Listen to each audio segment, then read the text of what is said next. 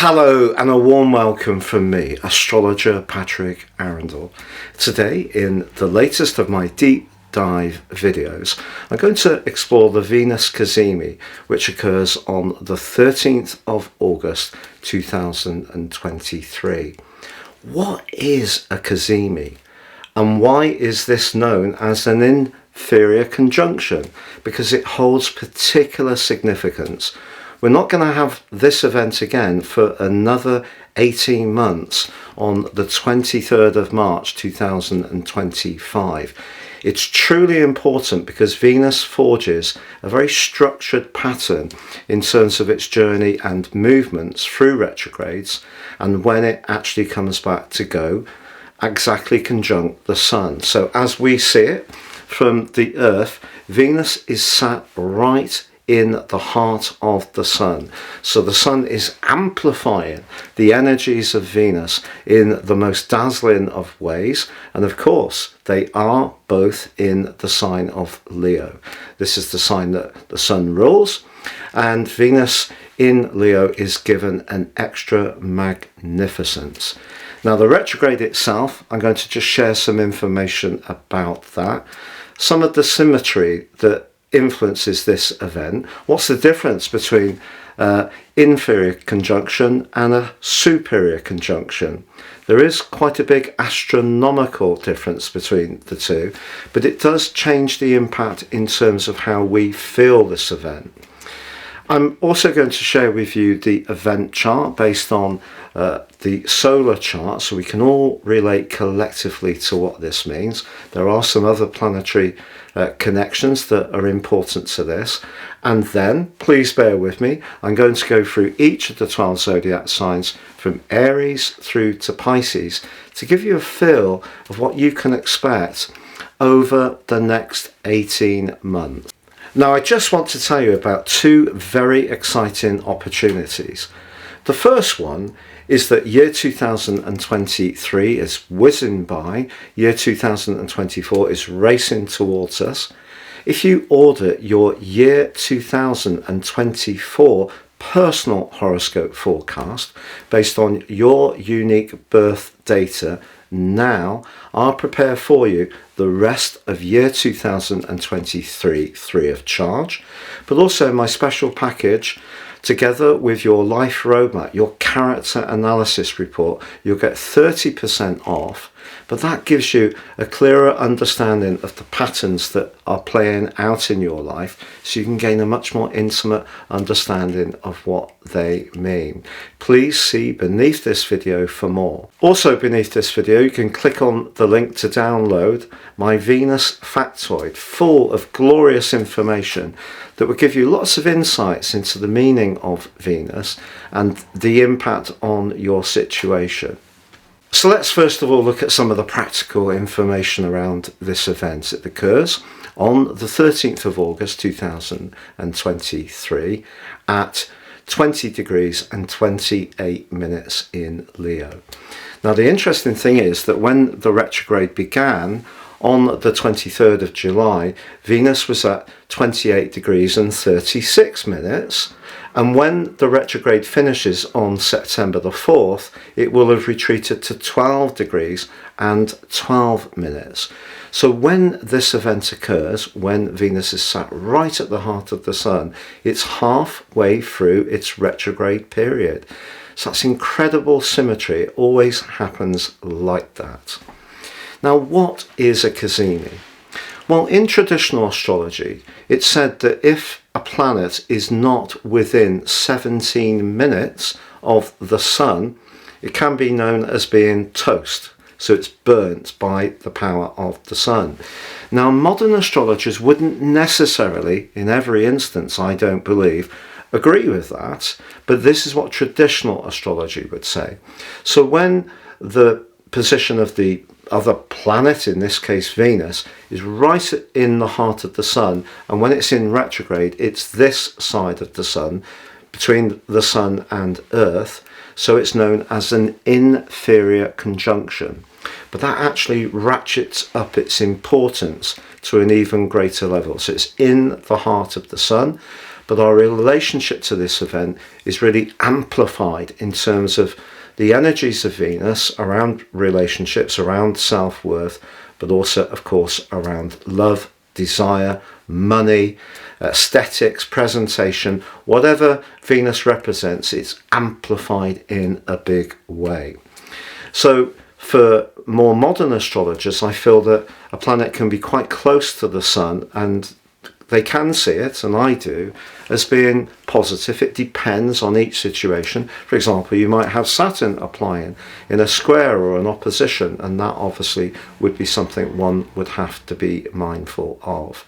So this is a time when the sun definitely illuminates the power of Venus. So that's quite gorgeous. And obviously it's a description that, we really warms the heart, if we like.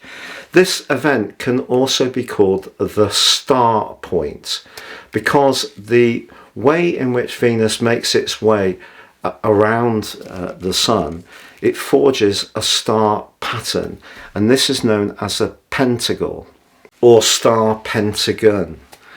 And essentially, Venus shifts 144 degrees every inferior conjunction, and the next inferior conjunction is going to occur on the 23rd of March in the sign of Aries in 2025. But when this event occurs, we're definitely leaning into the power of Venus much more strongly.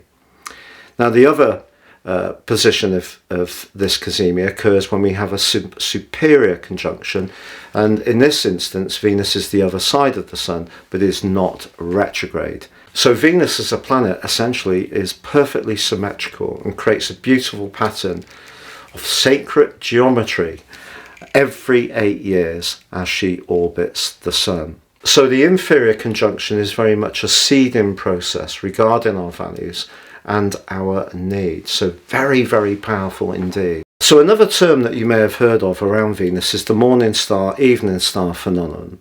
Now, the morning star is someone whose Venus precedes the sun in their nativity. An evening star is someone whose Venus comes after the sun. Now, it's said that a morning star person tends to be perhaps a little bit more innocent in their approach to relating.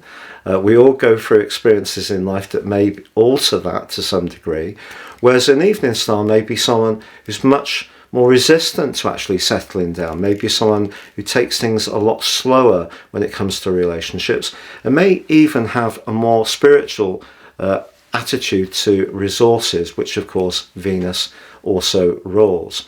Now, if you want to know more about this, please check out that free factoid that I mentioned before that you can download by clicking the link under this video. I should also say that my year 2024 astrology and horoscope forecasts are now live. If you look beneath this video, you can click on your zodiac sign to discover what that year holds. Now, the next time that the sun and Venus are exactly aligned is going to be on the 4th of June 2024 in the sign of Gemini, but that is going to be a superior conjunction. And as I mentioned before, the next inferior conjunction on the 23rd of March 2025. So this is definitely a time in astrology for nourishing and celebrating our heart space and what really brings to life the things that we're passionate and invested in. It is a good day to tune into how we feel about relationships, but someone's recently written to me and asked me to be more conscious of those people who aren't in a relationship, who might like to be in a relationship.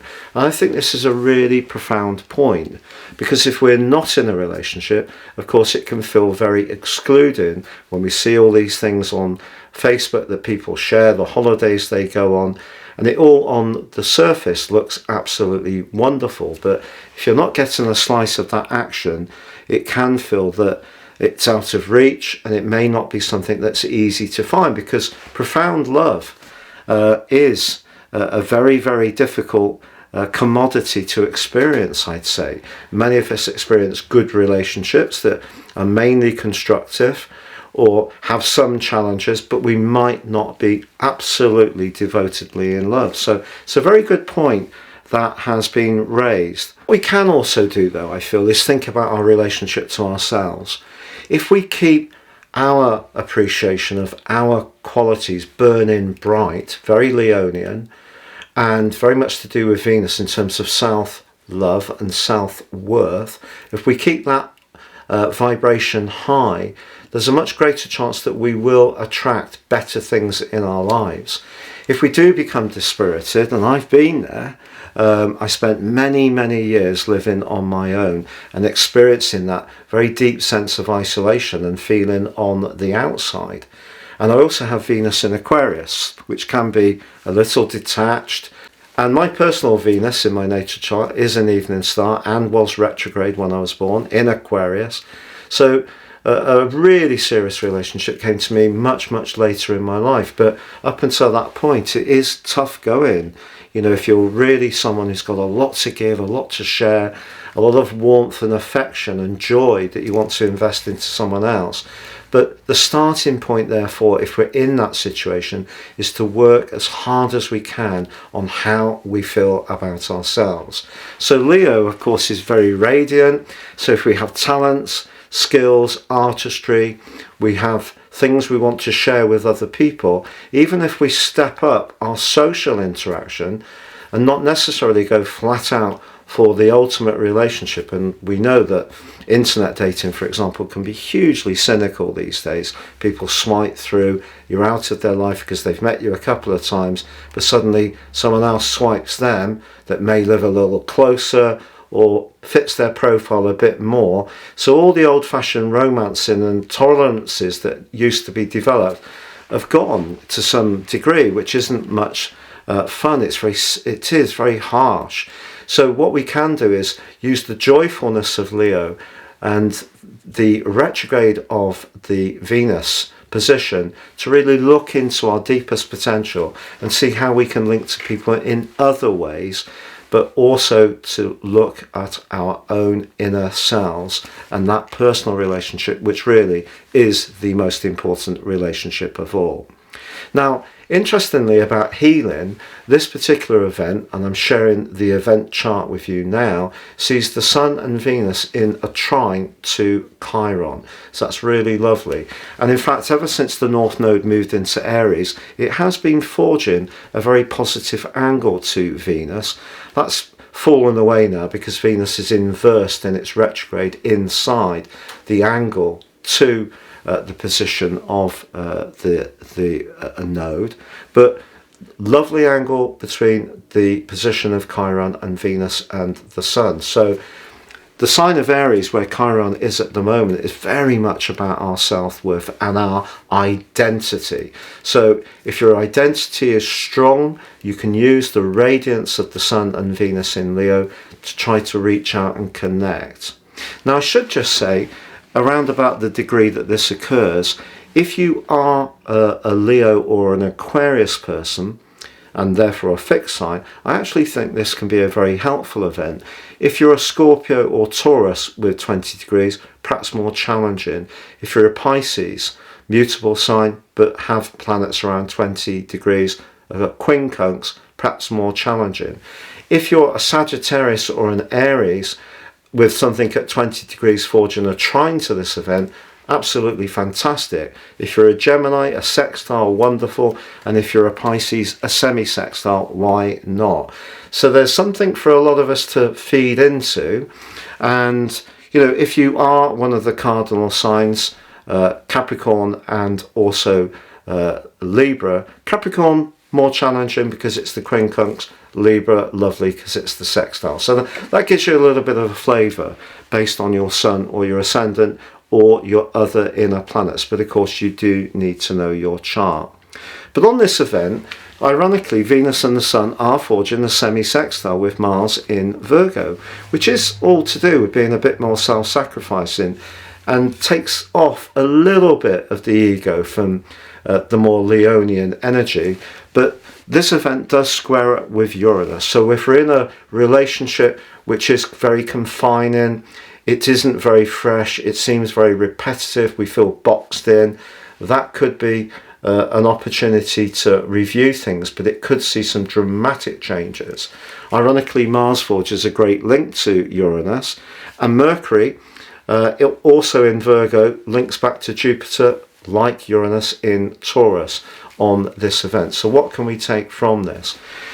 Well, I think essentially the square with Uranus could be a challenge, because Uranus is about higher truths.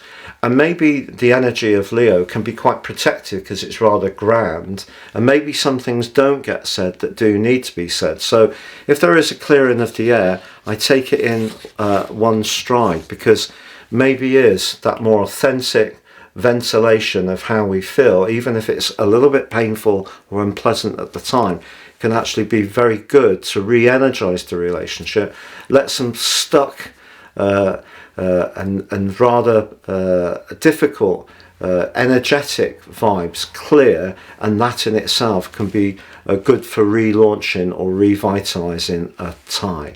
So I hope that gives you a flavour of all of this, but as I say, please download that free factoid to discover more. Now I'm going to go through each of the 12 zodiac signs from Aries through to Pisces to give you a flavour. So Aries, this really can be a very liberating event for you, because of course it's lighting up the fire element which is shared by you. So a chance, along with Chiron in your sign, linking so beautifully to this event. And of course also having the North Node in Aries, this is pushing you to really get in touch with that part of your nature that can take the initiative and seize opportunities, listen to your instincts and just go for it. What's to stop you? Well, of course, it's dour old Saturn. So Saturn is there in the background in your 12th house, illuminating perhaps your weaknesses as you see it, or perhaps highlighting where you perhaps lack a bit of confidence. If you've been out of the social world or haven't been on a date for some while, or your relationship has really been affected just by childcare, work and general tiredness, let's be honest about it, some of the news that we read or watch these days is pretty grim at times, and that can be dispiriting. But if you've got a passion, Aries, particularly for a hobby, a talent you've got, and you want to showcase that, go for it right through to the 23rd of March 2025. This is your chance to really raise your vibration. And if there are some things that you need to work through with Saturn being in your 12th house, in terms of your psychology, I really respect that. But in an existing relationship, I think this is a chance really to take the lead. If you feel that a partner's not meeting your needs, try to find 5 ways that you can meet their needs, but don't necessarily demand they match it straight back. Take the initiative. So it's all about seizing the moment for you on this particular instance. So Taurus, for you, the combination of your ruler and the sun in such a glorious alliance is really saying that what you want around your romantic situation, or perhaps relationships in general, is a feeling that someone really gets your soul, gets the more heart part of your nature. The sun in Leo, very much about the heart, but Venus being in the 4th house, very much about your emotions. One of the best ways for you to feel really appreciated is to feel a little bit spoilt. Now, we can be spoilt obviously by someone buying us a spontaneous gift, taking us out for a lovely meal and so forth. But I feel that this event could speak more to your psychology if someone spoils you with their attention. And that attention doesn't need to be over the top, grandiose. You might think it could be with that combination in Leo. I think it's more about honouring you, honouring what makes you emotionally unique. And with Uranus in your sign squaring up to this event, if you are in a sludgy situation where you don't feel honoured, you don't feel that someone's particularly sensitive to who you are, you may not be done with the situation, but you're certainly done with how it is at the moment. So what Uranus is asking you to do is, yes, be provocative. And of course, when something really does irritate you, you can be much more direct. And you could surprise yourself, even about a very tender subject, So it could be about the kids, it could be about the home, exactly where you live, it could be a decorative issue, all very strongly featured in the fourth house. You might find yourself being much more vocal and outspoken about asserting what you're not happy with. Now, if you're not in a relationship at the moment, you may find that this event could see you yearning to live somewhere other than where you live at the present time, because what you may be yearning for is some kind of vibe. This may not be a tangible thing. You have a great appreciation of all the tangibilities in life because you're an earth sign, but this is something that's much more spiritual. You may yearn to live in a peaceful environment, a busy cityscape. It depends on what type of Tauran you are, but you're yearning to be located somewhere, either in your heart and your relationship, or your location or home that really feeds your soul. So that's really what you need to look out for over the next 18 months, but also work towards too. Now, Gemini, you're a wordsmith. When you put your mind to it, you can dazzle people with your communications. Sometimes people are a bit surprised by what you say. You can be a little changeable, but that makes you all the more interesting and intriguing. But what I feel that this Venus retrograde in this particular Cazimi is asking you to do is really value the weight of your words, but also your ideas over the next year and a half, but particularly around everyday relationships, people in your community, could be your neighbours, maybe siblings, but also if you're expressing yourself through any kind of social media, weigh your words with great care and thought over this next year and a half, because if you do, it can attract some stunning goodnesses your way. What about that Uranus position?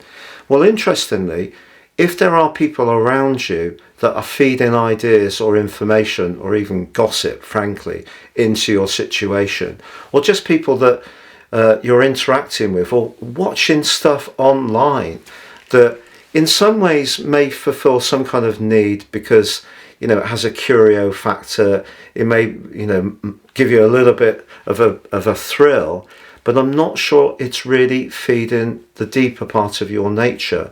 So if there is social media that you're watching or ideas that you're embracing that are not necessarily so good for you, just the stuff that you kind of routinely watch when you're a bit bored, nothing to do, that kind of stuff is what you could root out of your situation, because the third house isn't just about the expression, the voicing or the singing of our ideas or glorious notes. It's also about how we think and receive information. So if you take care, you become a gatekeeper for what you not only send out in terms of being very measured and as sincere as you can possibly be, but also being a bit of a gatekeeper about the information and energy you receive. That's going to free up more within you and root out some agitation, exhaustion, and some of that sort of stilled boredom that can creep in with all the absolute relentless barrage of images and information we're all putting up with. I think Venus is asking you to get pure, and through getting pure you can attract so much to you, because the sign of Leo is very proud, it's very dignified, it's very regal, and you can elevate your reach with your ideas if you stick to the things that are really meaningful, or the people who are really meaningful in your situation. So Cancer, for you, Venus is in your second house. So that evokes the more Taurian energies of the rulership of Venus of Taurus, which, you know, is very seductive, sensual, earthy, can be to do with great food, great wine. It also can be to do with liking those things so much that it gets difficult to keep ourselves trim. So your sweet tooth could be activated over the next 18 months, but also you could go through quite the transformation in terms of the foundations of your world.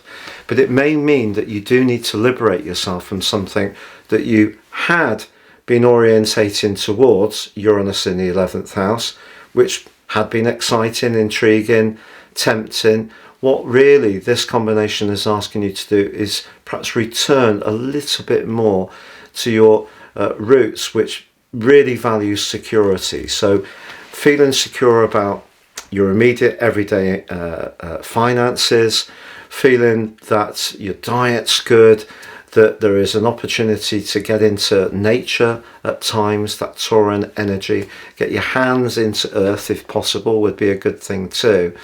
But it can be a time when in your romantic situation you could yearn a lot more intimacy, and clearly if you don't have a relationship at the moment, that can feel a little bit difficult to hear. So what I would say to you is, over the next 18 months, use the guidance of this particular event to orientate your attractions to others based on your values. And I think you should make that a non-negotiable point, because sometimes we can be attracted to people who make our pulse race, who are stimulating, fun, maybe a bit unreliable, unpredictable, blah, blah. All the things we can get caught up in when we're drawn to someone. But the thing that really defines relationships that are ongoing is where not as if people have exactly the same views, but where their core values of where they're coming from have commonalities. And I think that can guide you around all sorts of relationship choices. But if you are with someone at the moment, certainly reaching into their heart through lovely meals, a little bit of pampering, maybe a nice massage would be a really sweet thing to do. So Leo, you really are going to be at the centre of attention. This star point is all about you. Really, really lovely. A great opportunity to think about what defines your individuality. Venus, of course, can be very much about how we dress and present ourselves.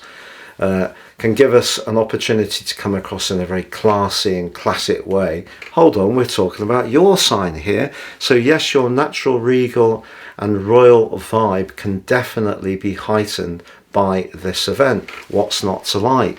Well, it's just Uranus really, because Uranus is a very disruptive influence. And certainly in terms of your professional situation, if you work somewhere where you're not able to express what makes you an individual, that could make you quite gripey over this next year and a half, and much more conscious of where your style is being cramped. There's nothing wrong with needing to be admired and respected. At the very least, respect is what the essential ingredient of any good relationship. So that need for respect is definitely going to be heightened. But of course, to be adored is a massive bonus. But if you're in a professional environment, because Uranus in such a sharp right angle to this event that isn't working, you may need to liberate yourself from it. Now, another thing that could happen is that if you have people around you, particularly people who may have quite an impact on your life in terms of their decisions, who are quite erratic and changeable, that could be something that you won't necessarily like either. So whether it's in terms of your interests, your relationships, your hobbies, or professionally, you need to take back power and draw that power back to yourself. But there's an interesting thing with Leo people that I've encountered a lot over the years. I have a lot of friends who are Leos. Leos do like to be centre stage, but sometimes can struggle a little bit to get new projects off the ground, the sun in your own sign, first house, without there being someone who's playing some kind of support or attendant role. And I think what you're being asked to do is invest more in what makes you you. So even if you're in a settled relationship and you feel your partner doesn't necessarily give you everything you need, strike up new interests, build new alliances. Don't feel that you can't do something unless there's someone else there to be with you, because this is your time to really shine in all your uniqueness, to really seize the moment, and you can do so in quite a spectacular way in the next 18 months. So Virgo, I've been saying to you for some while that this summer is going to be quite the test when it comes to relationships. I don't necessarily mean that all your relationships are going to end up sort of broken and not working, but just really that you're being encouraged to become much more aware of your deeper psychological needs. If you've got people around you who, even if they're not voicing any opposition, if energetically they drain you and don't really feed your soul, that's what this summer's about. And of course, you've got Saturn in a retrograde in your opposite sign, Neptune in a retrograde in your opposite sign. So those both can be pretty draining and limiting. But also, Saturn can make you work harder to get the type of quality relationship you really deserve. And with this particular combination in your 12th house, it's saying to you, don't compromise. You know, if you want someone who really understands all the different facets of your nature, not because you have to teach them, but because they get it from the very first time you meet them, that's a keeper. If you're not getting that and you don't see any prospect to getting that, that could give you food for thought. And because Uranus is applying to this event in your 9th house of escape, adventure and independence, there's part of you, especially with Jupiter in this area now, which is very much about those particular themes, there's a big part of you that may be pushing away from something that you really feel stops you from feeling understood, feeling that you know, why would you want to explain yourself all the time? So that's where you are at the moment. But that still doesn't mean to say your relationship is broken, but it may need more attention. And that's where Uranus can be a great influence, because in the 9th house, it's very much the truth seeker. I mean, Uranus is the planet that in mythology rules the sky. The 9th house, very Sagittarian, it is about punching through. So some uncomfortable truths may need to be exchanged. The other person may find that quite difficult. You may even find it quite difficult to voice some sensitive themes, but they will need to be expressed if any kind of relationship that you're closely involved in, friendship, family, romantic at the moment, isn't giving you all you need. But if you're single, what do you do? Well, I feel if you can get into any pursuit which is to do with healing, nature, natural medicine, gathering with like-minded people who are enlightened, have a real appreciation of the less tangible elements of life, that's where you're going to meet kindred spirits over the next year and a half. So Libra, Venus, of course, is your ruling planet. So in the 11th house in Leo, it's all about celebrating the things we have in common.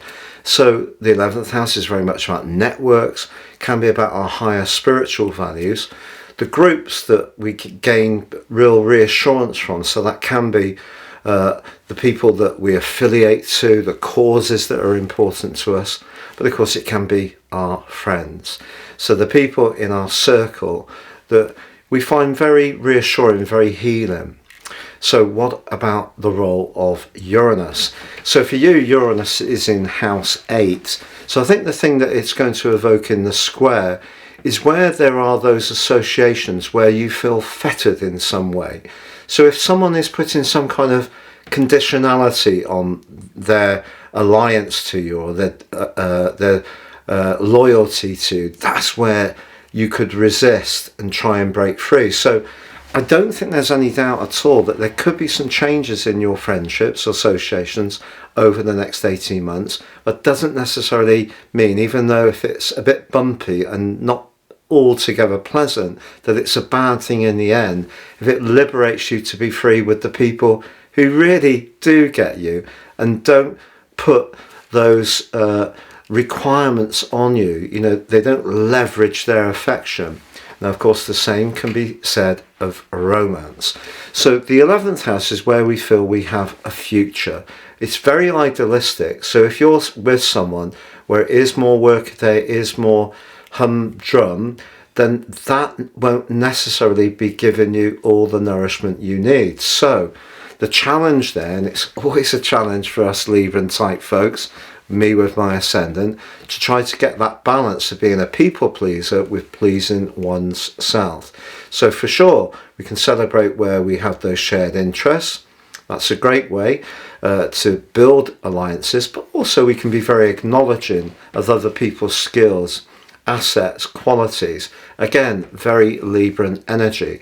But I feel that what you're wanting more and more, and particularly as we go into year 2024, and you have the solar eclipse in your sign this year in October on the 14th, what you're wanting is to make sure that where you are connecting to others, you really feel heard and you are validated.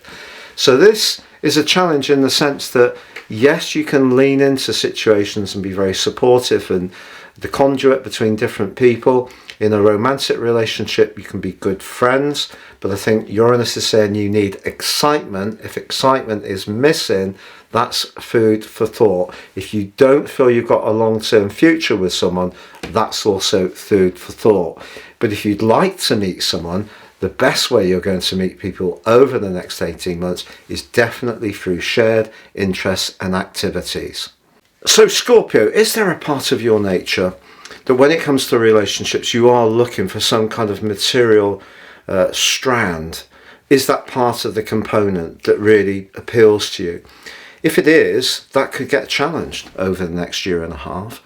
If you're someone, however, who isn't seeing somebody at the moment and you encounter someone who is more well-heeled, a bit more ambitious, a bit more invested in their career, the challenge is not to instantly make a judgment if you're someone who's got a more spiritual dimension and approach to life, to discount that person. So the 10th house energy is very prominent. It can be a bit materialistic, has a kind of Capricornian feel. There's a Leo glow which could see you with your talents thrust into the attentions of others. So don't be surprised if your visibility increases over the next year and a half, especially if you have some kind of role that is to do with the arts or creativity. But I feel that Uranus is the disruptor. So if you're staying in a relationship because materially it makes sense, you don't want to rock the boat because, you know, it's comfort, it's comforting, it's secure, that could be tested. Your own inner relationship could find that testing if that's your motive. So really, the purity of your motive around relating, particularly around work, property, status, really comes under the astral microscope. But equally, in a very positive way, you could meet someone through your work or your professional interaction who can absolutely dazzle you. And this person, intriguingly, could be from a different age group to you. They could be older, they could be younger, they could have a completely different set of experiences to you. Now, Uranus applying to this event brings some rock and roll with it. With rock and roll, there are those sleepless nights, and obviously it can get a little wild at times. If you're wanting some excitement around your romantic situation, I think this event is kind of saying to you, perhaps they should be fleeting encounters rather than going through upsetting the apple cart on something that gives you a lot of what you need. So there's a lot for you to consider through this event, Scorpio. But if you are single, someone you meet or encounter through work or in a public situation could really get your pulse racing. But if you're in a situation where you're not totally happy, could be a job with Venus being about money, or a romantic relationship, and you're staying because of the security, that could be challenged deep within you over the next year and a half. Sagittarius, one of your great loves is travel. But if you're not traveling, you're always traveling in your mind because your curiosity is so great. You're always looking to expand your knowledge and appreciation of different cultures and interests. You really are fantastic company in that regard. So that 9th house energy needs to be fed by other people or another person who shares that big picture appreciation of life, which takes us to the issue of Uranus, because Uranus is in the 6th house, very much about everyday responsibilities and obligations. And if work and just those humdrum things are really stopping you from living your life in that freer way, then that could actually be blocking up the potential to have a more fulfilling type of lifestyle when it comes to meeting people. So even if you're single, if you can get out to, you know, galleries or cultural events or films or bands or festivals or you do go off traveling somewhere, or perhaps somewhere that's a little bit more cultural than just a sunspot, that type of stuff can bring some new players into your world, and perhaps one special person. But what you'd really be appreciating more than anyone else is someone who shares your higher philosophies. Now, whether your higher philosophy is cheering on your favourite football team, or it is more to do with the spiritual component, that's down to you. But that enthusiasm, that's so much heart of where you are, is really what's being called for you to evoke. Now, what about if you're in a relationship which isn't working? Well, Venus and the Sun combined in the 9th house is about truth. Uranus applying to it is saying escape from something you feel trapped in. So if you feel trapped and it's not giving you what you need, you know what you need to do. Not easy, especially if there are other people to consider, but that is what this Venus Cazimi is asking you to seriously consider. But if you're single, it's about pushing yourself out of the humdrum that you may have got into a little bit more in recent years, with Pluto in your 2nd house and now Saturn in the 4th house, home and emotion. You need some excitement, and that excitement, once it's really bubbling within you, can pull good things to you. So Capricorn, for you, what a sizzling event, because the Sun and Venus combining in the sign of Leo is in your 8th house. And this is very much to do with sensuality, putting it bluntly, sex. And also it can be to do with longer term finance, Venus being about money. So anything to do with legacies, perhaps to do with a property matter. And the intensity of this event is going to play out right through the next 18 months. Really very, very powerful. But Uranus is forging the square to the combination of the Sun and Venus in your 5th house, which is very flirty, very free-spirited, very demonstrative, whereas the Sun and Venus are wanting total devotion. So if you're in a relationship where you want to be all in, but the partner is not really wanting to be that committed, this could be an issue. If you're single, you could get to that point now where what you're really wanting is something that's incredibly authentic and meaningful. You don't necessarily just want the flirting and maybe the more passing connections with people. You want something that's more significant. So the spiritual dimension of the Sun and Venus in the 8th house could open up within you, especially if you're a bit younger and you haven't had a significant relationship yet. It could open up within you a great desire to have that deep connection, but that could mean forsaking some of your freedom and independence. So the two are a little bit mutually exclusive. Uranus is a very dramatic influence, can be quite disruptive, and of course both these positions, planetary positions, occur in fixed signs which can resist change a little bit. If you're in a long-term relationship where that passion just simply isn't there and you're craving some excitement, you really are going to have some big decisions to make, to be honest, particularly because the energy that's in the sign of Virgo is your 9th house, linking back to your 5th house of romance, is very much about freeing yourself from something that isn't really working. The 8th house works when we can commit ourselves. We don't get all we need. We can have ups and downs, but we're actually transforming who we are through that deep connection. But if you're not really feeling it, then I think the other planetary influences around this could see you heading for the door marked exit. But equally, if you are single, you could meet someone on a holiday, vacation, on some kind of adventure weekend that actually really makes your pulse race. But the interesting thing is you could be attracted to someone in a big physical way that you don't necessarily have a connection with in another way. So that's another one of the scenarios that could play out with this over the next year and a half. So Aquarius, the inferior conjunction when Venus is in a retrograde sat in the disk of the Sun can be rather akin to a new moon. So for you, because it's in your 7th house, which is an energy very much in keeping with the guidance of Venus through its rulership of Libra, this could be a new beginning for a relationship.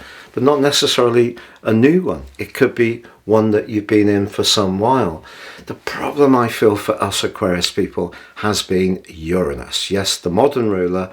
It just depends on where you've got your planets in Aquarius. If you're more towards the end of Aquarius, you may not have been quite as conscious of the impact of Uranus up until now as those of us who've got planets earlier on in Aquarius. Like my son's at 0 degrees 31 Aquarius, so right since 2018 for those 5 months, and March 2019 it's having an impact, also connecting to Venus and the moon. So moved, looks like I'm moving again. So Uranus is being very disruptive around the emotional and home situation, but there is a chance, if you've settled the issues that were causing you to feel restless, confined, or not getting enough intimacy, because Uranus can work in different ways, then this is a great chance to now focus on your relationships. So over the next year and a half, this can see you working to reach a greater sense of mutual understanding. 7th house is not all about get, it's about give. But the critical thing, it's getting that midpoint between the give and the get. So we don't give so much that we feel invisible and no one's aware of our boundaries, but also other people are respectful of our needs too. So that's what you're looking for. If you are in a relationship where it is disruptive, there isn't that harmony, there doesn't seem to be an awful lot in common at times, there's more arguments than there is unanimity, you've got a big decision to make. If you're single, this is sensational. Someone can come into your world over the next year and a half, and it could turn out to be a very significant relationship indeed. So Pisces, for you, this particular conjunction occurs in house 6. House 6, very much about work, can be about organisation or everyday life routines, can be about what we eat and drink. Venus, through its rulership of Taurus, can give us a great appreciation of food and drink, especially those calorific goodies. So the 6th house is telling us that if we really want to be virtuous in terms of our health, we're going to take a bit more care around those sweet things that we can find very irresistible. But in a romantic context, the combination of these two in your 6th house is really much to do with the domestic sphere. You know, if you're living with someone, is there a fair division of the chores? If the answer is no, are you having to really complain a lot about it to feel heard? That's not ideal.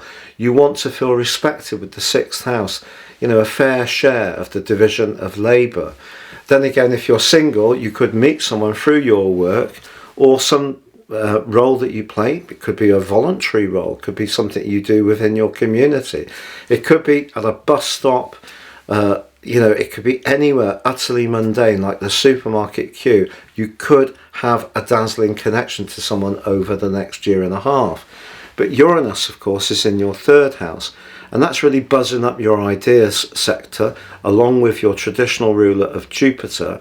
So what you've been craving for in some ways is connecting with people that it's exciting, it's stimulating, but perhaps the combination of the Sun and Venus in the 6th house puts the focus back more on just appreciating that a big part of relationships is quite mundane. It is going through the processes.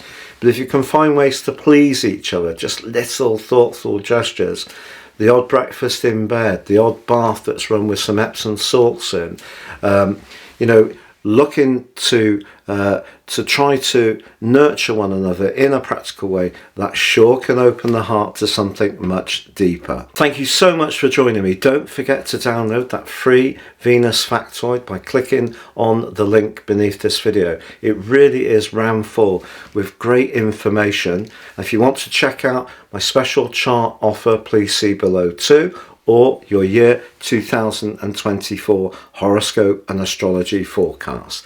Thank you so much. Take care. Please like, comment, share or subscribe.